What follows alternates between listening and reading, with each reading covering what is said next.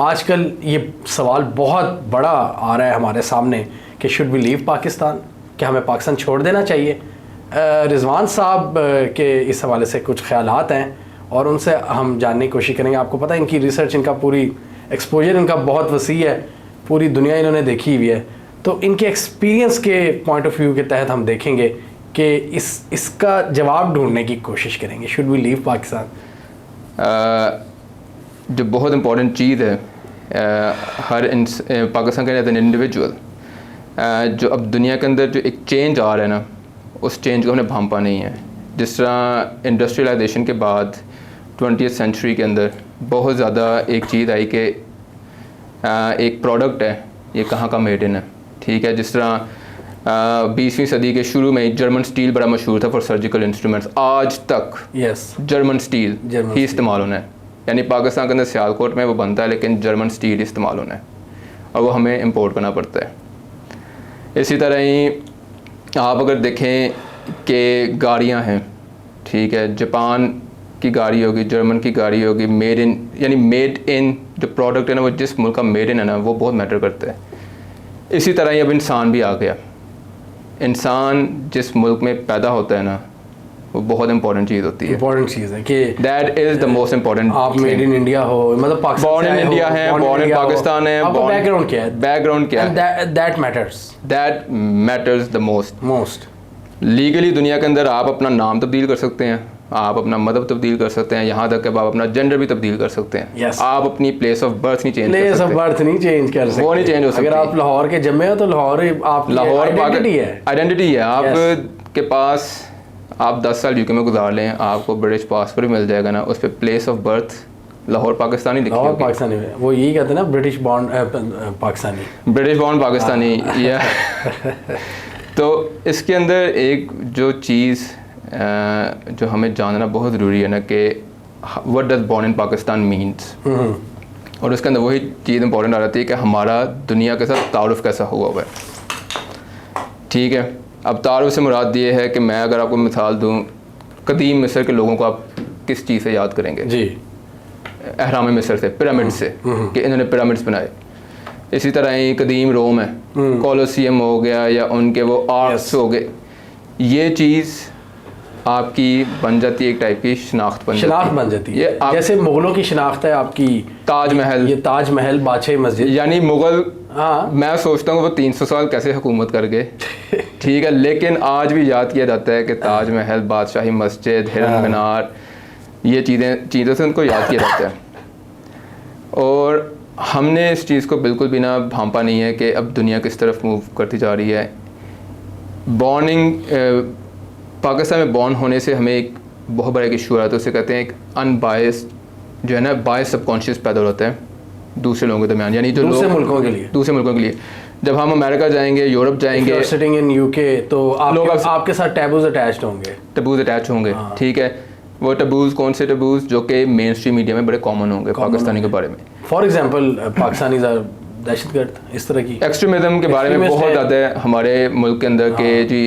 पाकिस्तान, जिस तरह पाकिस्तान को इंडिया ने भी काफ़ी ज़्यादा उभारा है, ठीक है, कि ये तो जी स्टेट ख़राब किया ना, यानी कि ख़राब भी किया, डिफेम भी बहुत किया, लेकिन हम डिफेम हमने उसका कहते हैं दरवाज़ा खोला है उस डेफेमेशन, हमने खुद दावत दी है उस डेफेमेशन की।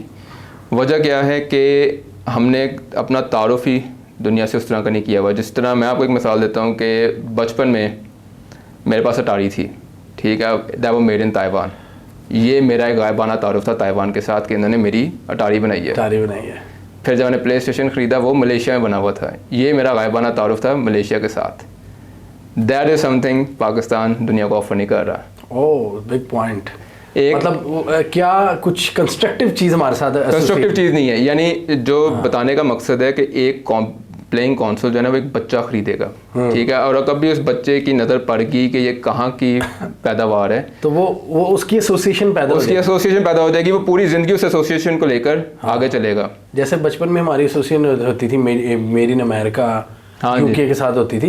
ये जो मगरबी पावर्स हैं इनको हम करते थे फैसिनेट करते थे। हॉलीवुड था, हॉलीवुड ने तो हमें एक एक्सट्रीम लेवल ऑफ फैंटेसी, फिर जो हम बड़े हुए तो चाइना का नाम, कोरियन चीज़ें, जापानीज चीज़ें, जापानीज़ चीज़ें, वो एसोसिएट है उनके साथ कि यार ये they are builders, they can create great things, creators, they are creators. अब पाकिस्तान का इशू क्या है? पाकिस्तान जो कि मेरे ख्याल से पाकिस्तान के अंदर कोई भी हमारा इंटेलेक्चुअल इस चीज़ पर बात नहीं कर रहा। पाकिस्तान दुनिया की 5वीं सबसे बड़ी आबादी है और हमारा जियो पॉलिटिकल सीन के अंदर वेट नेग्लिजिबल है। यानी आप उसका अंदाज़ा ये लगा लें कि G20 के अंदर पाकिस्तान मौजूद नहीं है। दिस इज डिजास्टर बिकॉज हम तो 5वां बड़ा मुल्क है, 5वां आबादी के लिहाज से G20 में हम नहीं है। G20 में हम नहीं हैं और G20 के अंदर 7 मुल्क ऐसे हैं जो कि आबादी के लिहाज से दुनिया के सबसे बड़े मुल्क हैं। फिर दुनिया की 7 डिक्लेयर्ड न्यूक्लियर पावर्स हैं, ठीक है, 5 G20 में मौजूद है। हम नॉर्थ कोरिया के साथ साइड पे खड़े हैं। इंडिया ने since fall of Soviet union, specially Indian businessman ने, इंडियन गवर्नमेंट की तो कामयाबी है, लेकिन इंडियन ओरिजिन बिजनेसेस ने अपने मुल्क में बहुत ज़्यादा पैदावार की है। ठीक है। डिप्लोमेसी 2 तरह की होती है। एक होती है एक्टिव डिप्लोमेसी जो कि मुल्क के डिप्लोमेट्स या गवर्नमेंट्स करती हैं। एक होती है पैसिव डिप्लोमेसी जो कि बिजनेसेस करते हैं। इंडियन ओरिजिन बिजनेसेस ने इन द लास्ट 20 ईयर्स दुनिया में हर जगह ना पुल बांधे हैं उन्होंने। सबसे पहले आपका आ जाता है टाटा स्टील आ जाता है, पूरा का पूरा यूके का जो स्टील का जो इंफ्रास्ट्रक्चर था ना, दे बॉट इट। यानी इस यूके की जो आखिरी स्टील मिल है ना पोर्ट टैलबॉट में, that's owned by Tata steel. फिर उसके बाद टाटा मोटर्स ने JLR भी ख़रीद ली। फिर उसके बाद जाकर इन्होंने हिंदल्को ने नोवेलिस ख़रीद ली। इन्होंने कुवैत के अंदर जो है टेलीकॉम ऑपरेटर ख़रीद दिया जो कि अफ्रीका का सबसे बड़ा टेलीकॉम ऑपरेटर है, Zain, and the Indians they bought it. Indian companies ने ख़रीदा इसको। इसका क्या, अब इसके डायनामिक्स क्या आते हैं? इसके डायनामिक्स आप इस तरह देखें कि Indian origin businesses are employing British citizen in the UK, they are employing African people in Africa, they are employing Canadians in Canada. मतलब दुनिया पे छा रहे हैं ना, दुनिया पे छा रहे हैं, उनके लोगों को रोज़गार दे रहे हैं। अब जब एक UK ब्रिटिश डिप्लोमेट या कनेडियन डिप्लोमेट किसी इंडियन डिप्लोमेट से मिलेगा तो उसकी जो डायनामिक्स है ना वो टोटली डिफरेंट होंगी। यस। क्यों? क्योंकि उस कनेडियन डिप्लोमेट को पता है कि जिस इंडियन डिप्लोमेट से मैं मिल रहा हूँ इसके मुल्क की कंपनी ने मेरे मुल्क में इन्वेस्ट किया हुआ है। They are part of my economy, they are part of the Canadian economy, they are part of the British economy. और ये सिर्फ यहाँ तक नहीं है, इंडिया ने, आप यकीन करें मैं देख के हैरान था कि सिंगापुर में भी इन्वेस्टमेंट, नॉर्वे में भी इन्वेस्टमेंट्स किए हैं, US में भी। इंडियन ओरिजिन बिजनेसेस की बात करो, not the Indian government. Government की तो इन्वेस्टमेंट्स ही नेक्स्ट लेवल पर है। फिर इंडियन, आपने देखा होगा कि there something about the Indian education system. इस वक्त एक Indian graduate and PhD holder is becoming the chief of World Bank. And at this moment, an Indian born individual, Geeta Gopinath, she is next in line to become the chief of IMF. फिर आप सारे CEOs देख लें, उन सब की schooling India में, सत्या नदेला हो गया, सुंदर पिचाई हो गया, आप उठा लें, इंडियन स्कूल्स में पढ़े हैं, दुनिया पर राज कर रहे हैं। फिर इंडिया ने अपनी इस डिप्लोमेसी के थ्रू अपने लोगों को वर्क वीज़ास दिलवाए। मैं आपको एक मिसाल देता हूँ कि UK के अंदर एक हॉस्पिटैलिटी एंड केटरिंग इंडस्ट्री है, कंपनी SSP। उसने इंडिया से 8 से 10 हज़ार मैनेजर्स हायर करके they brought them to the UK to work. Pakistan में कभी ऐसे नहीं, यानी दुनिया ने कभी पाकिस्तान को ऐसे देखा ही नहीं है कि हम यहाँ से स्किल्ड वर्कर्स लेकर आ सकते हैं, कुछ सर्विस ले सकते हैं। ऐसे क्यों हमने शो भी नहीं कराया दुनिया जो है भी वो भी नहीं शो करवाया। फिर अभी रिसेंटली इंडियन बिजनेसमैन UK के अंदर, आपने शायद उनका नाम नहीं सुना होगा, Issa brothers. They started with a single petrol station, British Petroleum के सिंगल पेट्रोल स्टेशन से शुरू किया था 2001 के अंदर फ्रॉम बरी। नाउ रिसेंटली दे साइंड 2021 के अंदर 8 अरब पाउंड का पूरा एज द सुपर स्टोर खरीद लिया। आपने उनकी जस्ट 23 ईयर्स के अंदर उनकी आप इनकी जर्नी आप देख लें। So this is how Indian origin people are doing in the world. दुनिया में wonders। इस वक्त आप अगर उन्हें इंडियंस को अमेरिका में देखेंगे, they are the highest paid non-American individuals in America. They are the second highest paid individuals in the UK. Pakistanis कहाँ पर हैं UK में? Second from the last. America के अंदर हम स्टिल भी बेटर हैं। अच्छा, बेटर है, 4th नंबर पर है। 4th में। American Pakistani are doing a lot better than UK counterpart. पुराने जो लोग थे उनकी वजह से अमेरिका के अंदर एक जो डिफरेंस है ना, हमारा जो पाकिस्तानी तबका गया ना, they are highly educated, highly qualified, highly skilled. यानी अमेरिका के अंदर कहते हैं ना हमारी क्रीम सारी अमेरिका उठ के गई है। बरतानिया के अंदर जो है ना वो तब के मंगला डैम और तरबेला डैम के दौर के लोग गए हुए हैं, तो वो we are not doing as well in the UK. अब उससे नुकसान क्या होता है कि वंस आपकी एक इंट्रोडक्शन उन मुल्कों में एक हो चुकी है फ्रॉम पाकिस्तान, जब आप जाते हैं मुल्क छोड़कर, that is the filter you have to walk. मैं पाकिस्तान की शायद तो हम परस्ती को रिफ्लेक्ट भी ना करूं, लेकिन now I have to walk through it. ये एक कहते हैं ना, मतलब आप जितने मर्जी स्किल्ड हैं, अच्छे हैं, हाँ जी, आप पे वो लेबल लगे हुए हैं। वो label I have to walk through it, यानी मुझे लेबल किसे लगे? Because you are coming from Pakistan. You are coming from Pakistan. Only reason इसके आप पाकिस्तान की वजह से आ रहे हो और आपको कई गंदे अंडों ने थोड़े लेबल खराब कर दिया। लेबल ख़राब कर दी है। इसकी वजह भी बेसिकली यही आ जाती है कि पाकिस्तान को ऐसा देखा जा रहा है कि यार दुनिया की 5वीं सबसे बड़ी आबादी है। जी जी, ठीक है, करप्शन इज़ रैम्पेंट, जुडिशरी जो है वो 11वें नंबर पर है, यस, एजुकेशन जो है वो नीचे से 11वें नंबर पर है, सॉरी नीचे से 11वें नंबर पर है, एजुकेशन नीचे से 5वें नंबर पर है। तो वो एक बायस्ड सबकॉन्शियस आपके खिलाफ बन चुका हुआ है, जिसको आपने फिर वॉक करना है कि नहीं, I don't represent that Pakistan. But ये फिर मेरे लिए एक बड़ा अनफेयर हो जाता है कि मुझे फिर अपने आप को पाकिस्तान की इस इमेज से दूर करना है, क्योंकि in fact in the end of the day I am born in Pakistan. और यहाँ पे इंडिया की कामयाबी, बिजनेस कम्युनिटी की कामयाबी आप देखें कि उन्होंने इंडिया को प्रमोट की है बहुत ज़्यादा। इंडियन गवर्नमेंट, हम कहते हैं जी इंडियन गवर्नमेंट की डिप्लोमेसी बड़ी इफेक्टिव है, इसमें सबसे बड़ा हाथ जो है वो इंडियन बिजनेसेस ने डाला है। बिजनेसेस का है, यानी कि वही बात है ना कि पैसा और पैसे से आपके पास स्किल भी आएगी, एजुकेशन भी आएगी। नहीं अच्छा नहीं, पैसे से मनी एंड ऑर्गेनाइजेशन बहुत ज़रूरी है, बिहेवियर बहुत ज़रूरी है। यानी आप देखें पाकिस्तान के अंदर, अब मेरी बातचीत होती रहती है एक्सपर्ट पाकिस्तानी से, and they are not interested in investing. वो रियल एस्टेट में पैसा नहीं डालना चाहते पाकिस्तान के अंदर। वो कहते हैं यार हमें बिजनेस करना है, हमने जॉब क्रिएशन पाकिस्तान में करना चाहते हैं, हमें expert Pakistani and they are willing. और मैं कई पाकिस्तानी से मिला जिन्होंने अमेरिका में दहाइयाँ गुजार दी हैं और वो रैप अप करके पाकिस्तान आए हैं और उन्होंने बिजनेस सेटअप किए हैं। और मेरी उनसे बात हुई है तो वो यानी कहते हैं कि ज़िंदगी के कैसे पॉइंट पे पहुँच गए हैं कि उन्होंने पैसा भी बहुत देखा है। So they are not greedy about more money, they are वो कहते हैं उनके अंदर ज़ील है टू ब्रिंग अ चेंज, और वो लेकर आ रहे हैं। लेकिन वो कहते हैं ना आटे में नमक के बराबर हैं वो फुल पोटेंशियल हमने उसको नहीं कर पा रहे हार्नेस। वजह उसकी क्या है? सिंपली यही है कि हमारी जो गवर्नमेंट कह लें, ब्यूरोक्रेसी कह लें, एस्टेब्लिशमेंट कह लें, वो इन लोगों को उस तरह इंगेज ही नहीं करती, नहीं कर रही। वो सारे अपने मज़ों में लगे हैं। चलें आपको मैं कह देता हूँ, हमारा फॉरेन मिनिस्टर है, उसकी basic one of his responsibilities is to look after overseas Pakistanis. उनके साथ इंगेज करना, उनके साथ ब्रिज बिल्ड करने हैं। और मैं यकीन के साथ कह सकता हूँ बिलावल भुट्टो ब्रिटिश पाकिस्तानियों के साथ इंगेज नहीं हो सकता। I don't know about American Pakistani, जहाँ तक मैंने सुना है they are not interested in Bilawal Bhutto just for one reason, dynastic politics. वो कहते हैं ये सियासत नहीं है, हमारे नज़दीक सियासत नहीं है।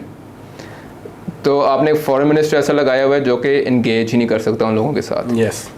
हालांकि अगर इमरान खान भी थे, इमरान खान की हुकूमत थी, फॉरेन मिनिस्टर शाह महमूद कुरैशी थे, लेकिन जुल्फी बुखारी को लगाना पड़ा था मिनिस्टर फॉर ओवरसीज़ पाकिस्तानी, ताकि वो उनको इंगेज करता, क्योंकि शाह महमूद कुरैशी साहब ज़रा गद्दीनशीन भी हैं। वो भी पीर साहब है ना, तो वो उन लोगों का जो माइंडसेट है वो नहीं मिलना है, वो देने वाला नहीं लेने वाला है, वो उस तरह का नहीं है उनका।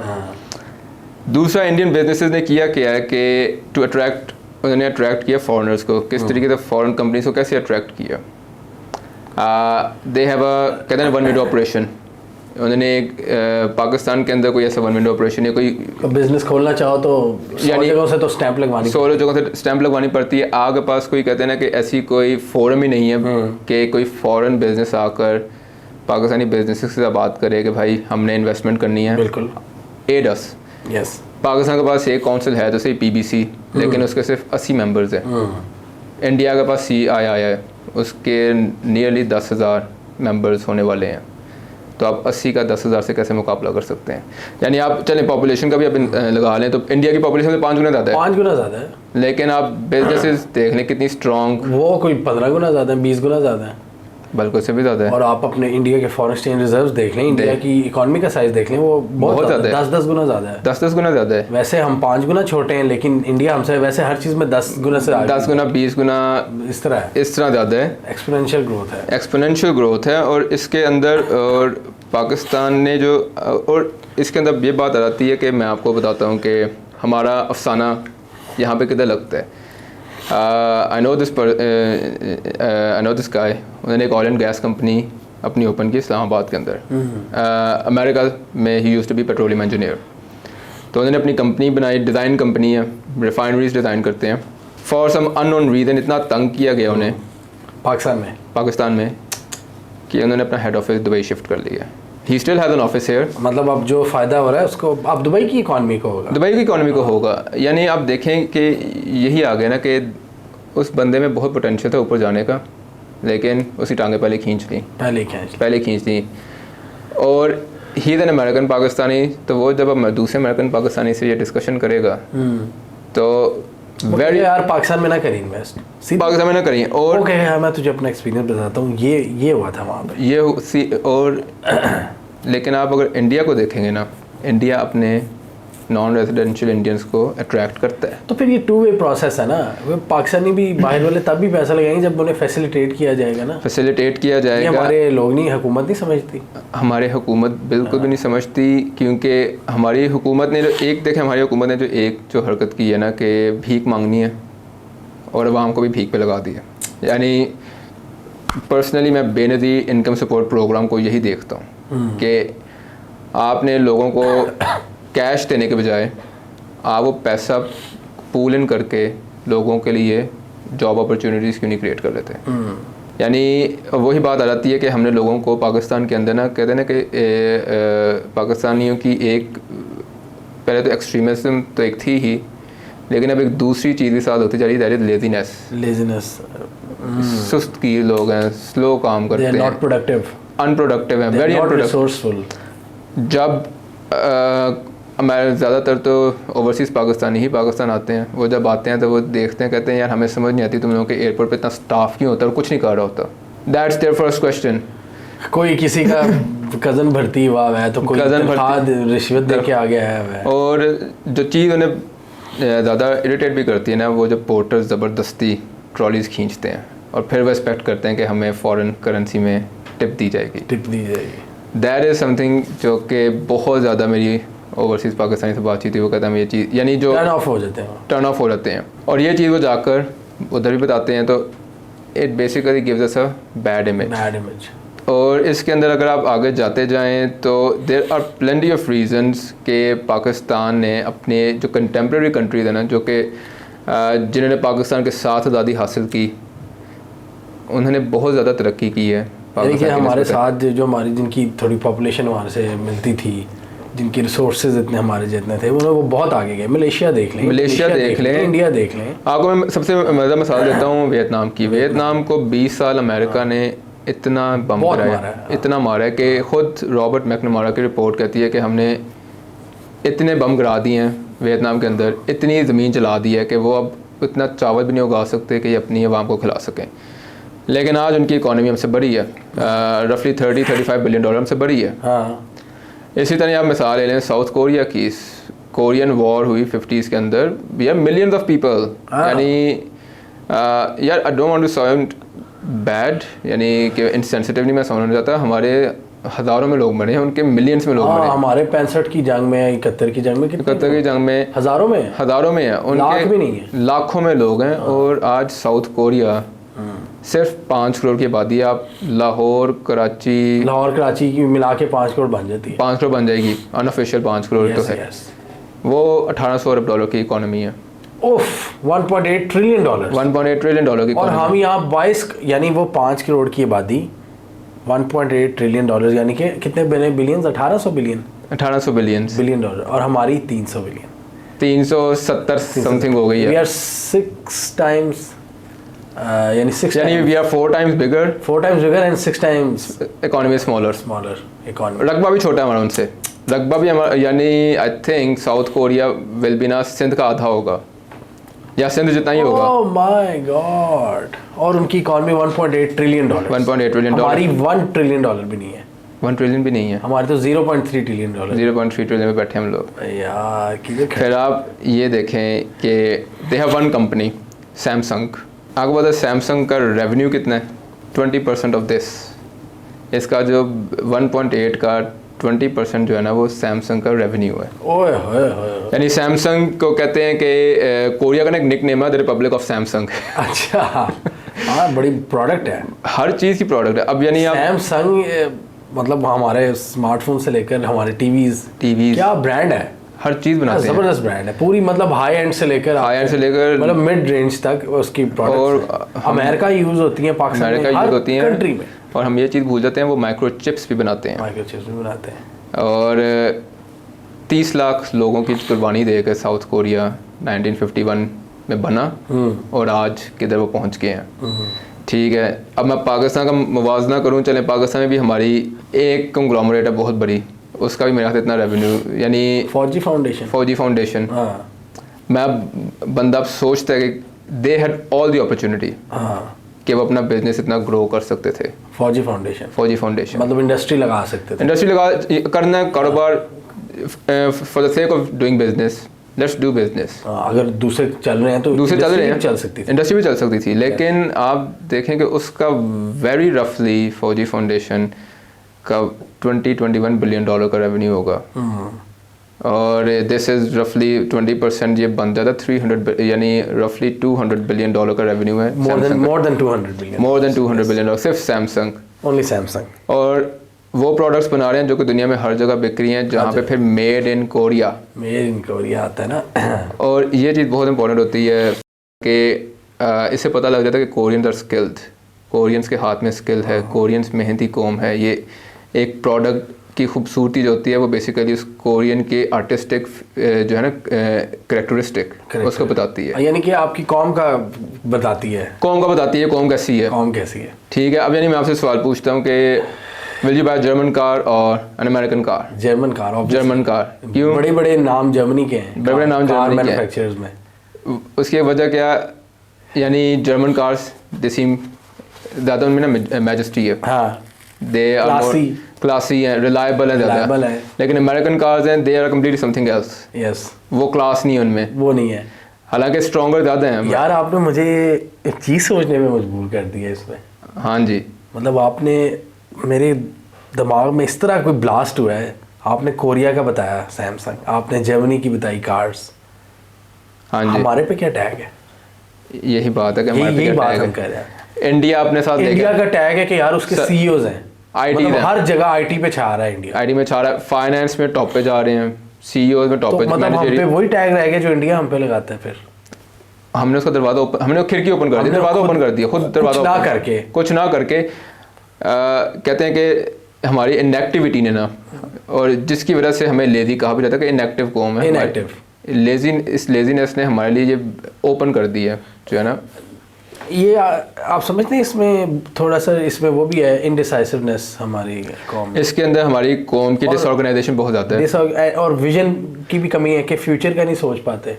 इसके अंदर बहुत है, ये तो हमने बूमर्स में भी डिस्कस किया था कि वो फ्यूचरिस्टिक नहीं है, फ्यूचरिस्टिक उन्होंने सोचा ही नहीं, कि उन्होंने सिर्फ अपनी ज़िंदगी यानी सोचा कि हमने अगले महीने तक पे चक टू पे चक रहने का सोचा, कैसे मज़े करने हैं, मैं कैसे मज़े करने हैं, कंजम्पशन कैसे करनी है। आज भी बांग्लादेश और इंडिया ये सिर्फ 70 to 75% ऑफ देयर जो है ना इनकम उसको स्पेंड करते हैं, हम 95% करते हैं। और इसको मैं बड़ा सोचने में मजबूर हुआ कि वजह क्या है। उसके अंदर यही है कि भाई हमारे अंदर वो ज़्यादा ना अफसरशाही बहुत ज़्यादा है, अफसरशाही। यूएन की रिपोर्ट है $18 बिलियन सिर्फ एलीट सब्सिडी में खा जाती है, एलीट सब्सिडी प्रोटोकॉल में खा जाती है, सब्सिडी में खा जाती है। ठीक है, और फिर इसके अंदर ये भी आता है कि हमारी आवाम के अंदर जो है ना एक वो ज़ील भी नहीं आई कि वो कहते हैं ना कि हमने ऑब्ज़र्व भी नहीं किया कि हमारे इर्द गिर्द शहर कितने गंदे होते जा रहे हैं। और इसके ऊपर ना एक UCL ने रिसर्च भी की थी कि विजुअल विजुअल्स का क्या इफेक्ट होता है माइंड के ऊपर। वो कहते हैं कि जब आप खूबसूरती को देखेंगे ना, आपका दिमाग फ्रेश हो जाता है, आपका दिमाग एक्टिव रहता है, आपको हैप्पी यानी प्रोडक्टिव थॉट्स आना शुरू हो जाते हैं। Yes. जितनी आप गंदगी देखेंगे आपका दिमाग उतना पेसिमिस्टिक होना शुरू हो जाएगा। वायलेंस यानी वो कहते हैं ना वायलेंस क्रिएट यानी वायलेंट थॉट्स भी आ सकते हैं गन देख देख के। हाँ। और ये वो चीज़ है जो कि पाकिस्तान के अंदर हम लोगों ने आज तक कभी इसका सोचा ही नहीं है कि व्हाट डज और सिटीज़ रिप्रेजेंट हमारे, यानी हम लोग जब बरतानिया जाते हैं तो हम लोग उनकी जो है ना खूबसूरती देखे, सफाई देख के परेशान होते हैं, ये कैसी कौम है, कैसे कर लिया इन्होंने। उस दिन को PSL का मैच हो रहा था तो ना कोई गोरे ने लगाया कि मैं वो मुल्तान फिर रहा था। तो नीचे एक हमारी पाकिस्तानी बंदी का कमेंट था, कहती यार oh my god our cities are so dirty, मतलब they have nothing to offer, you know. Dirty किसने की है, कौम ने की है। वो सही कह रही थी लड़की कि वो उसने एक वीडियो बनाई कि आई एम इन मुल्तान, वो PSL का मैच था क्या, और वो कुछ नहीं था उस शहर में और सिवाय रक्षों के और टूटी दुकानों के। रक्षों के आप ये देखें पाकिस्तान के अंदर आपकी सड़कों पे एक मोड ऑफ ट्रांसपोर्टेशन है वो चलती है जो कि इलीगल है, ठीक है, उसको रजिस्ट्रेशन नंबर इशू नहीं होता लेकिन वो चल रही है, ठीक है, लोडर की मैं बात कर रहा हूँ, हाँ जी वो चल रहा है, उसको रजिस्ट्रेशन नंबर इशू हो नहीं सकता क्योंकि उसका केस चल रहा है पता नहीं कितने सालों से, और वो kind of illegal mode of transportation है लेकिन चल रही है उसके अंदर। लेकिन आज तक कभी किसी ने ये नहीं कहा कि इसको हम रोकें। हमारे नाजायज़ तजावुज़ात कितने होते हैं, यानी आप पाकिस्तान की ट्रैफिक को देख लें, कहते हैं कि जो ट्रैफिक है ना it basically reflects the social mindset of that country. Pakistan का जो ट्रैफिक है ना वो सोशल माइंडसेट के बारे में ये बताती है कि हाईली कंफ्यूज्ड है, एक्सट्रीम लेवल ऑफ केओस है उसके अंदर के किसी को इस चीज़ की परवाह नहीं है कि भाई मैं रेड लाइट तोड़ रहा हूँ कि नहीं तोड़ रहा हूँ, बस मुझे मेरी जगह बन जाए, हर किसी ने अपनी जगह बनाने की ये भी है। फिर इसी तरह पाकिस्तान के अंदर जो ये हमारे I have to speak about the people now कि पाकिस्तान के अंदर हमारे मैकेनिक्स हैं, काम करते हैं ऐसे करेंगे कि चलाऊ काम हो जाए, अपने हुनर को इम्प्रूव नहीं करेंगे कि जहाँ काम आता है ठीक है, हुनरमंद हो कि नहीं इस काम में बिल्कुल भी नहीं परवाह, बस काम करना है, पैसे जेब में आने चाहिए, लगे हुए शॉर्ट साइटेडनेस है बहुत ज़्यादा वाम तक, यानी अपने अंदर वो नहीं करनी कि कंटिन्यूस इंप्रूवमेंट का जो प्रोसेस है ना वो अपने अंदर नहीं लेकर आना, यानी इंस्टिंक्ट ही नहीं पैदा हुआ उनके अंदर कभी। जापान के अंदर मैं आपको एक बड़ी मज़ेदार बात सुनाता हूँ कि जापान की छुड़ियाँ आज तक they are considered top in the world. अच्छा, मैं उसकी देख रहा था कि जितने भी आपके टॉप शेफ्स हैं ना दुनिया के, दे बाय अ जापानीज नाइफ।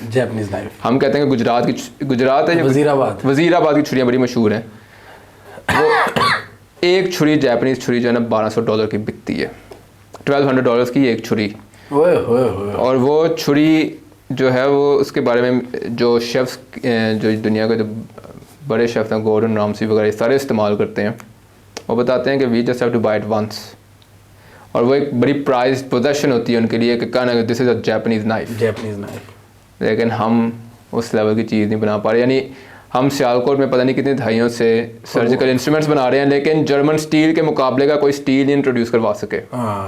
वो आज भी हमें इंपोर्ट करना पड़ता है जर्मन स्टील।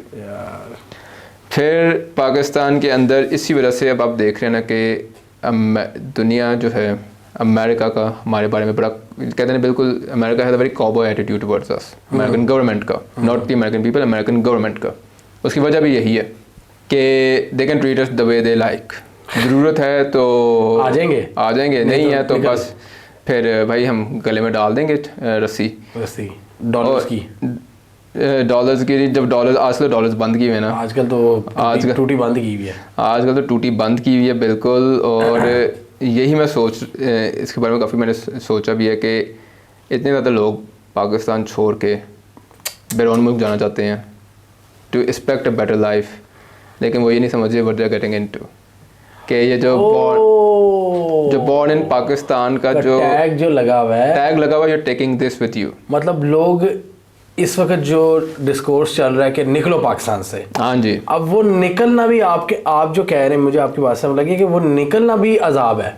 मतलब आप निकलोगे एक नई जहन्नुम में दाखिल हो रहे हो, because you have no legacy, यानी you have no good past, no intellectual past. यानी एक पाकिस्तानी स्टूडेंट के लिए एक प्रोफेशनल जॉब लेना lot more difficult than their counterparts in India, China, because आप पे टैग्स लगे हुए हैं, टैग्स लग चुके हैं, और वो टैग लगा हुआ है पाकिस्तान का। पाकिस्तान जिस चीज़ को कहते हैं ना, पाकिस्तान जिस चीज़ को रिजेंबल कर रहा है उसकी के पाकिस्तान से निकल क्या रहा है, नथिंग। पाकिस्तान से निकल कुछ नहीं रहा। मतलब आप यहाँ पे फिर भी कुछ कर सकते हो, यहाँ पे हम वो चीज़ें तब्दील कर सकते हैं।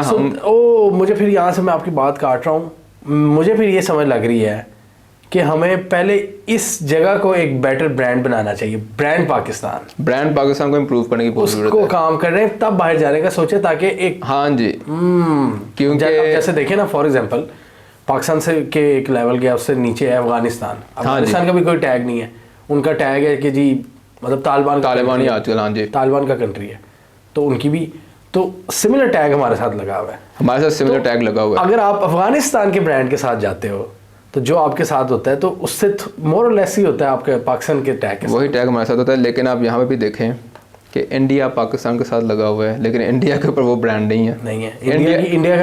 इंडिया नाम आते ही चेंज हो जाती है गेम। इंडिया नाम आते ही गेम चेंज हो जाती है, ब्रांड चेंज हो गया। अच्छा, अब यही बात आप देखें, अफगानिस्तान के साथ ईरान भी लगा हुआ है, लेकिन ईरान पे एक उनका अपना एक यूनिक टैग है। ईरान की एक हिस्ट्री है, एक कल्चर है। आप जाकर उनकी आज भी मूवीज़ को ऑस्कर मिल जाता है, उनको आज भी आप देखेंगे जो लोग ईरान से होकर आते हैं वो कहते हैं ईरान के शहर बड़े खूबसूरत हैं।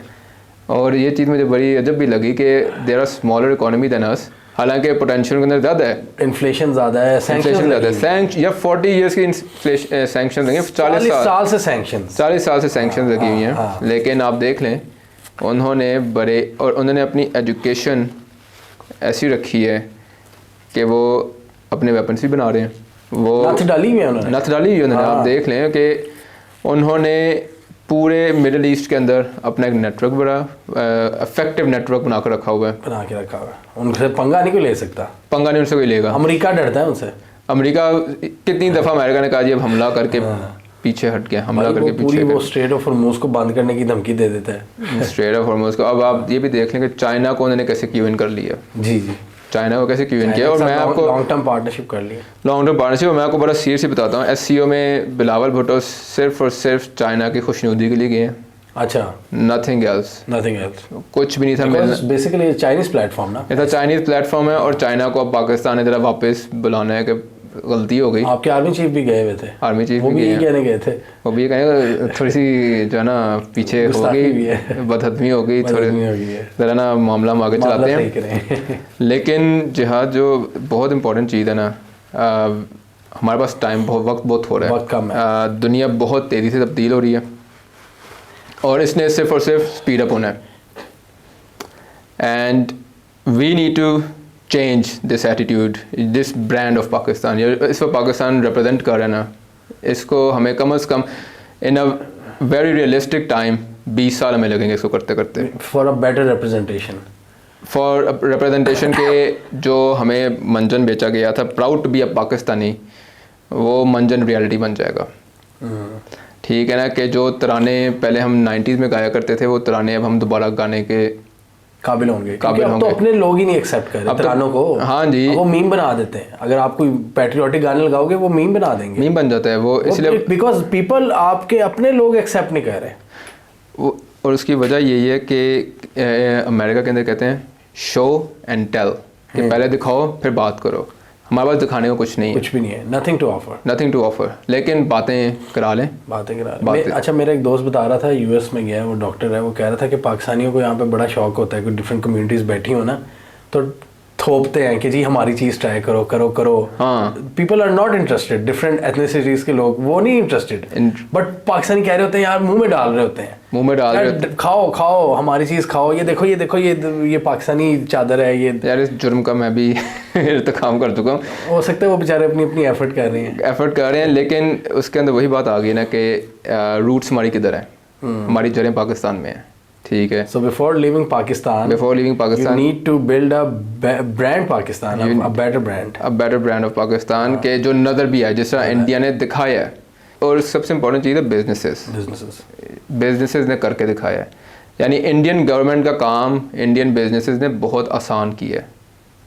बिल्कुल। आप देखें मोहम्मद बिन सलमान जो है, he is making, Aramco is making the largest refinery in the world with Reliance. India में रिलायंस $56 बिलियन के साथ 56 billion, one of the largest refinery in the world बन रही है। और क्यों उधर ही क्यों इंडियन बिजनेसेस ने अट्रैक्ट किया, कैपेसिटी उन्होंने पैदा की हुई है, स्किल पैदा किया हुआ है, नॉलेज पैदा किया हुआ है। अच्छा, रिसेंटली ब्रांड पाकिस्तान का अगर मैं कहूँ ना, तो कोविड में पाकिस्तान का नाम एक आया था कि पाकिस्तान ने अच्छी मैनेजमेंट की है, कि बिल गेट्स ने पाकिस्तान के मेंशन किया था। हाँ जी, और वो आपको पता है उसका क्या हुआ था, कि वही हुआ था जो मैशर में, कि पाकिस्तान के सर्टन खान साहब की हुकूमत उस वजह से मशहूर हो रही थी। मेन स्ट्रीम मीडिया उसको बढ़ा चढ़ा कर बता भी सकता था, लेकिन नहीं, दे बैश्ड हिम। वो टांगे खींची हैं, मतलब अगर कुछ अच्छा हुआ था तो उसकी भी टांगे खींच दी, हेल्थ कार्ड हुआ उसकी भी टांगे खींच दी, जी पैसे कहाँ से आएंगे वगैरह वगैरह। दुनिया में आपका नाम बाजरा था कि पाकिस्तान, इकोनॉमिस्ट ने कह दिया कि पाकिस्तान नॉर्मलसी इंडेक्स में नंबर 3 पे था। आप दूसरा ये भी देखें, दुनिया ने देखा यार ये इन्होंने भी मैनेज किया है, बड़ा अजीब तरीके से किया। खान साहब के दौर के अंदर पहली दफा Pakistan had the highest rating of ease to do business, ease of doing business में 28 दर्जे बेहतरी आई थी। 108 पे हम लोग आए थे रैंकिंग में। 134 से 108 पे आए थे। नहीं, हम लोग PMLN उससे पहले हम लोग 134 से लेकर ऊपर नीचे रहते थे उधर से, लेकिन आया था 108 पे आए थे। 108 पे आ गए, लेकिन नहीं रहा सही। वो कहते हैं ना, थोड़ी सी इज्जत रास नहीं आई। रास ही नहीं आई, मतलब अगर कुछ बेहतर हो रहा था वो रास ही नहीं आया, कि कुछ लोगों को रास नहीं आया। फिर जो पाकिस्तान के अंदर दूसरा बहुत बड़ा इशू है कि हमारे इधर एक एक्सट्रीम लेवल ऑफ जो वेज गैप है ना, या पाकिस्तान में तो यानी extreme level of ways gap है। का CEO इस वक्त ले रहा है रफली 2.25 करोड़। किसी भी बैंक का अगर आप बैंक का CEO वो 2 करोड़ों में महीने, मतलब 2 करोड़ के करीब, 2 करोड़ के करीब महीने की उनकी तनख्वाह है इस वक्त। लेकिन वही भी मेरा क्वेश्चन आता है कि रिजल्ट क्या निकले इतने ज़्यादा पैसे का। मैं पाकिस्तानी बैंक्स को नहीं देखता, उसी बैंक का चौकीदार उसको 25,000 मिल रही है। मैं इस चीज़ पे नहीं हूँ कि आपको भाई तनख्वाह ज़्यादा मिल रही है, मैं कह रहा हूँ रिजल्ट क्या निकला उसका। क्या पाकिस्तानी बैंक्स जो हैं वो ICICI की तरह HSBC के साथ UK में डीलिंग कर रहे हैं? नहीं, ऐसा कुछ नहीं हो रहा, बल्कि उल्टा तो हबीब बैंक को निकाल दिया गया ना US से। $600 मिलियन का फ़ाइन हुआ बैंक को, तो वो इस वक्त अपील में जा रही है, लेकिन केस हुआ इनके ऊपर इस वक्त। बाकी यार the most important thing in Pakistan is कि हम लोग ना इधर सच से बहुत घबराते हैं। मेरे जो पिछले पॉडकास्ट है उस पर एक शिकायत लोगों ने ना इन पर्सन आकर मुझसे की कि ना आप पाकिस्तान की ना नेगेटिव रिप्रेजेंटेशन बहुत कर रहे हैं। ओह ठीक है ना, उन्होंने बोला कि आपको बताना चाहिए कि इट इज़ कि ना पाकिस्तान में होना अच्छा भी है, यानी there is something good in Pakistan as well. तो मैंने उन्हें इस तरह से काउंटर किया था कि देखें सच नेगेटिव या पॉजिटिव नहीं होता, ट्रूथ इज़ द ट्रूथ। सच है। आप सच से भागेंगे वो फिर नेगेटिव है, सच का सामना करेंगे वो फिर पॉजिटिव है।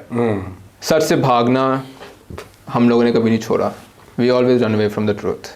और इसके बारे में एक बड़ी मशहूर कहावत थी बानो कुदसिया की, राजा गिद्ध के अंदर बात की थी कि लोग कहते हैं सच करवा होता है, तो बानो कुदसिया कहते हैं सच करवा नहीं होता, सच कहने का अंदाज़ करवा होता है। हमने अंदाज़ नहीं सीखा, हमने तरीका नहीं सीखा, हमने किसी चीज़ में तरीका नहीं सीखा, सलीका नहीं सीखा। हमने कोई काम सीखा तो उसका तरीका और सलीका नहीं सीखा। हम एक ईजी टारगेट बन चुके हैं अपनी हरकतों की वजह से, अपने और पाकिस्तान एज अ कंट्री की वीकनेस की वजह से हम लोग ईजी टारगेट बरताने में बन चुके हैं। लेकिन I give it to British Pakistani, तो उन्होंने काफ़ी इम्प्रूव किया फ्रॉम 2002 टिल नाउ, काफ़ी आई वुड से इम्प्रूवमेंट आई उनमें। लेकिन हमने उनके साथ इंगेज नहीं किया, वी आर कहते हैं ना कि हम इमरान खान के दौर में एक इंगेजमेंट आई थी काफ़ी ज़्यादा, सही है, मैसिव इंगेजमेंट आई थी कि ब्रिटिश पाकिस्तानी बहुत ज़्यादा एक्साइटेड थे अबाउट पाकिस्तान। यस, ठीक है, American Pakistani Americans were very excited, American Pakistani आज भी एक्साइटेड हैं, लेकिन they are angry. American Pakistani अब तो वो पाकिस्तानी हुकूमत के खिलाफ ही हाँ जी लॉबिंग कर रहे हैं मतलब आप इतनी आपका डिजास्टर आपकी पॉलिसीज का, हाँ जी, कि आपके अपने एक्सपर्ट्स जो आपकी मदद जिनको करनी चाहिए वो आपके खिलाफ लॉबिंग कर रहे हैं, वो खिलाफ लॉबिंग कर रहे हैं। और ये बहुत सीरियस हो गया, क्योंकि ये ना मुझे वाकया याद आया कि this is something that happened with Saddam Hussain. Saddam Hussain के खिलाफ किन्होंने लॉबिंग की थी? अपनी इराकी नेशनल कांग्रेस, जो कि यूएस में बैठी हुई थी, उन्होंने लॉबिंग की थी। उन्होंने कहा था कि आप इराक में सद्दाम हुसैन को हटाएंगे तो लोग फूल फेंकेंगे आप पे। चलें, Pakistanis are not gonna do this. मुझे उनका पता है, they will never ever do this with Pakistan. कि आपने कहा था कि ओवरसीज़ पाकिस्तानी मेरे खिलाफ हो गए हैं। हाँ तो जी वैसे एक चीज़ बाद में याद आती है सद्दाम हुसैन की, कि सद्दाम हुसैन के ख़िलाफ़ ओवरसीज़ इराकियों ने ही सबसे ज़्यादा की थी वो lobbying. Iraqi national Congress was formed in America, और उन्होंने अमेरिकन को कहा था कि आप जाएं, आप पे फूल फेंके जाएंगे सद्दाम से आज़ादी के बाद। लेकिन ये एक एक्सट्रीम लेवल है, American Pakistanis will never do this with Pakistan. इतना तो नहीं करेंगे, इतने एक्सट्रीम पे नहीं हो जाएंगे। लेकिन वो ये समझते हैं कि पीडीएम की किसी भी जमात के साथ वो अपना को रिलेट नहीं कर सकते, नहीं कर पाते। इमरान खान हम उसको एक कहते हैं ना कि they support him, they support him for one particular reason के उनको एडल्ट फ्रेंचाइज दी थी, वोटिंग की इजाज़त दी थी इसने पाकिस्तानी इलेक्शंस में, जिसको हाँ जी ओवरसीज़ वोटिंग, जिसको इन्होंने आकर ख़त्म किया। इमरान खान का वैसे भी एक करिश्मा है, उसकी एक करिश्मा उसका है। और जो सबसे इम्पोर्टेंट चीज़ है कि इमरान खान ने आकर इन लोगों को कितने साल, ना जाने कितने साल इन लोगों के साथ इंगेज किया अपने आप को। मैंने मैनचेस्टर के अंदर 3 दफ़ा पीटीआई के जो फंड रेजिंग होती थी, जिसका आजकल केस भी चल रहा है ममनू फंडिंग केस का, उसके अंदर मैं भी शामिल था। ठीक है, अभी एजेंट है, ठीक है ना, मैं भी उन इवेंट्स के अंदर मैंने काम किया हुआ। और लोगों ने यार लाइक सीरियसली ना, आप ये देखें कि 5-5 हज़ार पाउंड का वो बैट बिक रहा है, जिसकी 45-50 पाउंड का खरीद कर सिर्फ खान साहब के साइन हो तो 5,000 पाउंड का बिक गया। भाई खान की फैन फॉलोइंग इतनी ज़्यादा है, लोग समझते ही नहीं यार। यानी सीरियसली लोग, यानी जो मैंने जितनी भी फंड रेजिंग के अंदर लिया था, I can easily tell you किसी भी फंड रेजिंग प्रोटीन के अंदर लाख पाउंड से कम की एक रात के अंदर ईजिली हो गई थी खान साहब की। और मैं इस बात पे, और यही बात आ गई है कि एक बंदे ने लीगली काम किया है, उसने बरतानिया के कानून या अमेरिका के कानून में जो एक्सेप्टेबल था उसको यूज़ करके पाकिस्तान में थ्रू बैंकिंग चैनल वो पैसे लेकर आए हैं। आपने उस बंदे को उधर से पाकिस्तान पैसे लेके आए, अच्छा पाकिस्तान पैसे लेकर आए हैं, तो आपने क्या डाला है ओवरसीज़ पाकिस्तानी के जहन में बात कि आप पाकिस्तान पैसा लेकर आओगे तो पकड़े जाओगे, पाकिस्तान से निकालोगे तो फिर सही है, तो फिर सही है। फिर मनी लॉन्ड्रिंग के सारे केसेस से शहबाज और वो सलमान शहबाज माफ़ हो जाते हैं। ये चीज़ है जो कि ओवरसीज़ पाकिस्तानी को बहुत तंग करती है कि जो पाकिस्तान में कानून का बिल्कुल उल्टा हिसाब है कि करप्ट प्रैक्टिसेस को सपोर्ट, लीगल प्रैक्टिसेस को, गुड लीगल प्रैक्टिसेस को सपोर्ट ही नहीं करना कभी भी, उसको हमेशा डिस्करेज करना, और जिसकी वजह से बहुत रिलक्टेंट है वो पैसा लाने के लिए पाकिस्तान में डेफिनेटली। और क्योंकि उनको लीगल कुछ तो चाहिए होती है ना, लीगल कुछ उनको चाहिए होता है, गारंटी, लीगल गारंटी, या उनको एक सिक्योरिटी चाहिए, ठीक है। लेट्स बी वेरी ऑनेस्ट, जब वो देखेंगे यहाँ पे सुप्रीम कोर्ट की बात कोई नहीं मान रहा, सुप्रीम यही बात आ गई है ना कि क्या कानून होगा उसमें, तो क्या कानून होगा उसका। दूसरा वो इस चीज़ को भी समझना चाहिए कि सारे के सारे जो पाकिस्तान से निकल कूच करके दूसरे मुल्कों में जाते हैं, वो एवन फील्ड जैसे फ्लैट्स नहीं मिलते, वो पाकिस्तान से पैसा लूट के ही एवन फील्ड इस तरह की जगह पे जाया जाता है। जो मेजॉरिटी ऑफ पाकिस्तानी गए हैं, they worked hard right from the bottom, बिल्कुल, most of them they work from the bottom. कब्रें खोदी हुई हैं उन्होंने, कब्रें खोदी हैं, डिश वॉशर में काम किया हुआ है, सिक्योरिटी गार्ड के तौर पर काम किया, वहाँ से वो ऊपर आए हैं, वो इस लेवल पे काफ़ी लंबी उनकी जर्नी है, एक्सपीरियंस, यस, हर तरह की जॉब उन्होंने एक्सपीरियंस की हुई है, यस। मेहनत का पैसा कमाया उन्होंने 16-16 घंटे 20-20 घंटे काम करके। मैं जानता हूँ बरतानिया के अंदर डबल शिफ्टें करते होते थे लोग। 24 घंटे काम करके आकर फिर घर सोना है, फिर चले जाना है। इतनी लोगों ने मेहनत की हुई है पाकिस्तानी में मेहनत है, लेकिन इतना अब पैसा कमा कर वो पाकिस्तान में लेकर आए जहाँ पर आपको पता नहीं है, पता ही नहीं है आपको। मतलब अगर कोई कब्जा हो जाता है आपकी, कब्जा हो जाता है तो क्या होगा? आप किसके पास जाओगे? आपको नहीं पता ना कि आपने, अगर आप कोर्ट भी चले गए हैं तो कोर्ट के हुक्म की वो तामील होगी कि पमाली होगी। ये तो हमारी पीडीएम ही ये स्टैंडर्ड सेट कर रही है कि सुप्रीम कोर्ट भी जाए भाड़ में। और ये देखें, ये बड़ा ख़तरनाक स्टैंडर्ड सेट कर दिया पीडीएम ने, बड़ा ख़तरनाक, ये बहुत। और ये लिटरली सुप्रीम कोर्ट को भी नहीं बख्शा इन्होंने।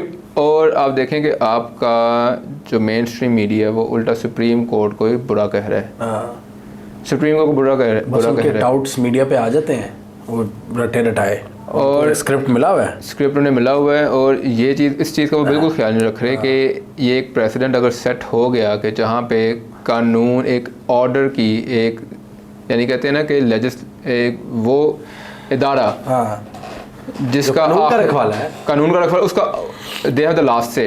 यस उन्होंने अगर कह दिया तो वैसे मुल्क में चलना है। उसको ये हुकूमत अगर इस तरह पमाल करे इसके हुक्म को, तो पाकिस्तान के अंदर नीचे तबके तक जो मैजिस्ट्रेट की कोड है उसका क्या होगा? उसका क्या बनेगा? फिर तो इंसाफ खत्म, लॉ एंड ऑर्डर खत्म। पटवारी का क्या होगा? कि पटवारी ने कहा जी कि नहीं ये तो ज़मीन इनकी है, क्या होगा? फिर तो वही है कि जिसकी लाठी, जंगल का कानून, फिर जिसकी लाठी लिटरली जंगल का कानून जो थोड़ा बहुत एक लॉ की पीछे रह गई थी वो खत्म इन्होंने ख़त्म कर देंगे इसको। लेकिन इसको काउंटर करने का तरीका है कि जिन्होंने DHA बनाए हैं इनको चाहिए कि सिर्फ रेजिडेंशियल प्रॉपर्टी से नहीं कमाया जा सकता, आप इंडस्ट्रियल सिटीज़ भी बना लें। लोगों को काम धंधा मिलेगा, हाथ वगैरह उनके चलेंगे, मुल्क की भी तरक्की होगी, उनकी अपनी पर्सनल डेवलपमेंट भी होगी। कुछ गारंटीज दे दें। आप फॉरेन इन्वेस्टर और ओवरसीज़ पाकिस्तानी जो कहें, आप हमारे इंडस्ट्रियल सिटीज़ में लेकर आएँ, अपने अपनी फैक्ट्रीज लगाएं, एक्सपर्टीज़ लाएं, अपनी एक्सपर्टीज़ लेकर आएँ, टेक लाएं, टेक्नोलॉजी लेकर आएँ। ओवरसीज़ पाकिस्तानी को सबसे ज़्यादा क्या चीज़ चाहिए? इंटेलेक्चुअल प्रॉपर्टी सिक्योरिटी चाहिए और इंटेलेक्चुअल प्रॉपर्टी राइट्स चाहिए। कि वो कोई टेक्नोलॉजी लेकर आए पाकिस्तान के अंदर तो चोरी ना हो जाए या कोई दूसरा उसकी कॉपी ना बना ले उसकी। और मुझे पूरा यकीन है कि जिनका DHA है वो ये काम कर सकते हैं। और इसके अंदर उनका फ़ायदा ज़्यादा है, पाकिस्तान का फ़ायदा बहुत ज़्यादा है। पाकिस्तान के यूथ को वहाँ पे जब जॉब्स मिलेंगी, they will get away from this stuff. क्योंकि एक बड़ी मशहूर कहावत है कि idle hands do the devil's work.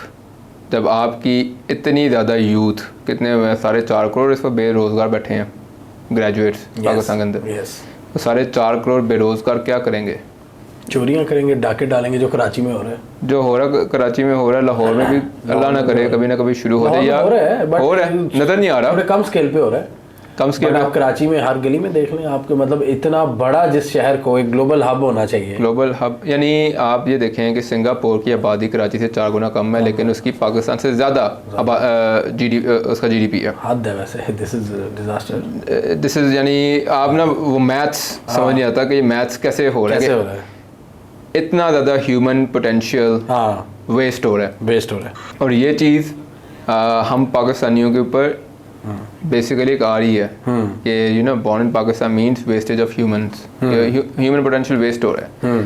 अभी रिसेंटली मैंने DW की डॉक्यूमेंट्री देखी सिंध के ऊपर, the lost civilization of Sindh की। उन्होंने सिविलाइजेशन की बात कोई नहीं की, बस उन्होंने ये बात की कि सिंध में इस वक्त जुल्म क्या हो रहा है, वो भी माइनॉरिटीज़ के साथ। ये 4.5 करोड़ ग्रेजुएट्स में से अगर वो ये देखेंगे कि जी एक सर्टन तबका है, वो कोर्ट की भी अदालत की बात नहीं मान रहा, तो वो भी फिर आगे जाकर सर्टनली एक पॉइंट पे आ जाएंगे कि वो भी डिनाउंस करना शुरू कर देंगे लॉ को। बहुत डेंजरस प्रेसिडेंट है। इसको काउंटर करने का बेस्ट तरीका है get them into work, give them a purpose. Lastly जो बहुत इंपॉर्टेंट है ना पाकिस्तान के अंदर, that is devolution of power. Pakistan के अंदर बहुत से हमारे जो एडमिनिस्ट्रेटिव लेवल का जो काम है ना, जो कि इलेक्टेड सिटी गवर्नमेंट्स के थ्रू होना चाहिए, वो कमिश्नर्स का आ रहे हैं। अब कमिश्नर की तारीख हम जानते हैं कि किन्होंने कमिश्नर का ओहदा बनाया था पाकिस्तान बड़े सगीर पाक व हिंद में। यस, उनके अपने मुल्क में तो मुझे कमिश्नर कभी कोई मिला ही नहीं। बस ये पता लगा कि उधर काउंसिल्स होती हैं जो कि अपनी काउंटी का उन्होंने बिजनेस रेट इकट्ठा करना है, काउंसिल टैक्स इकट्ठा करना है, स्कूल डिस्ट्रिक्ट्स देखनी है, ठीक है, बच्चों का उन्होंने ट्रेडिंग स्टैंडर्ड्स देखने हैं कि उस काउंटी के अंदर कोई बिजनेस जो है वो ट्रेडिंग स्टैंडर्ड्स को या एनवायरमेंटल फूड सेफ्टी के लॉज को, एनवायरमेंट और हेल्थ के लॉज को फॉलो कर रहा है कि नहीं कर रहा, और उसने उसी लिहाज से स्पेंडिंग भी करनी है। ठीक है। इसका फ़ायदा क्या होता है? इसका फ़ायदा ये होता है कि पाकिस्तान के अंदर जो एक कहते हैं ना हीरोपंती, हीरो वर्शिप जो क्रिएटेड होती है पॉलिटिशियंस के लिए, जिस तरह आज भी भुट्टो का नाम चलता है, ठीक है, पाकिस्तान में घर आते हैं बाहर जाकर पता नहीं क्या होता है, या नवाज शरीफ हैं वो भी पाकिस्तान में शेर हैं तो बाहर जाकर पता नहीं क्या बन जाते हैं। और and the same way Imran Khan के एक आगे पॉलिटिकल कल्ट बन चुकी है, बहुत डेंजरस है। डेंजरस इसलिए कि लीडरशिप डेवलप ही नहीं हो रही आगे, नहीं हो रही। अब बहुत इंपॉर्टेंट पाकिस्तान के अंदर आप जितना भी देखेंगे ना लीडरशिप, जो टॉप लेवल की लीडरशिप है, they are all from the elite except Imran Khan. आप उन्हें कह सकते हैं he is upper middle class है, he is only upper middle class, बाकी सारी की सारी दे आर एलीट और गद्दी नशीन। करप्ट एलीट है ना, करप्ट एलीट है, गद्दी नशीन है, हमेशा खाया है आवाम को, खाया, फ्यूडलिस्टिक माइंडसेट है, और उसी चीज़ को सियासत में लेकर आते हैं। हमारे लिए बहुत ज़रूरी है कि लोकल लेवल पे, यानी इस इलाके में जिसे हम बैठे हैं, इसके मसले, एडमिनिस्ट्रेटिव मसले, गंद के मसले लोकल लेवल पे हल हो, इधर ही हल हो, ठीक है, वो बंदा इसी इलाके में रहता हो, यही।